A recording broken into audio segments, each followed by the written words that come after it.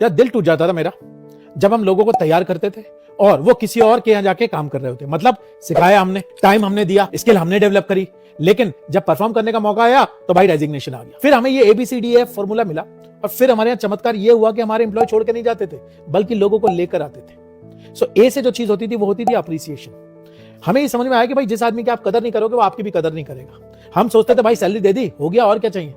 लेकिन ये अप्रिसिएशन की भूख सबको होती है, तो इसके लिए आपको डेडिकेटेड प्रैक्टिस करनी चाहिए और अप्रिशिएट करना चाहिए। नंबर 2, बी से होता था बढ़िया वर्क कल्चर।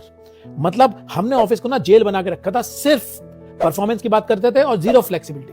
फिर हमें समझ में आया कि भाई रोबोट नहीं, इंसान काम कर रहे हैं, और हम लोगों ने इस वाले माहौल को थोड़ा सा आसान किया। फिर होता था सी का मतलब कॉम्पनसेशन। आपको बताता हूं, एम्प्लॉय की सैलरी ना हमें चुपती थी, हम सोचते रहे कितनी सैलरी दे रहे। फिर हमारे मेंटोर ने हमें बताया कि भाई अपनी औकात बढ़ाओ, और तुम्हारी औकात ये होनी चाहिए कि तुम कह सको कि तुम्हारी इंडस्ट्री में तुमसे ज्यादा तुम्हारे एम्प्लॉय को कोई सैलरी नहीं दे सकता, तब वो तुम्हारे साथ रुकने का बात सही है। उसके बाद आता था डी, डेवलपमेंट प्लान। आपको बताता हूं, हमारा अपने डेवलपमेंट प्लान हमारे पास नहीं था, तो एम्प्लॉय का ही क्या बना। और उसके बाद होता है EF, मतलब एम्प्लॉय फीडबैक। ना तो हम एम्प्लॉय को फीडबैक देते थे, ना फीडबैक लेते। फिर हमने भाई महीने में एक सिस्टम बनाया फीडबैक लेने का और देने का। उससे क्या हुआ, बॉन्डिंग शुरू हुई और हमें लोगों के दर्द और एम्प्लॉय के इश्यूज समझ में आए, ताकि वो खुल के हमसे बोल सकें, और इससे ट्रस्ट भी डेवलप हुआ। तो जब हमने ये ABCDEF फॉर्मूले को लगाया तब हमें काफी राहत मिली।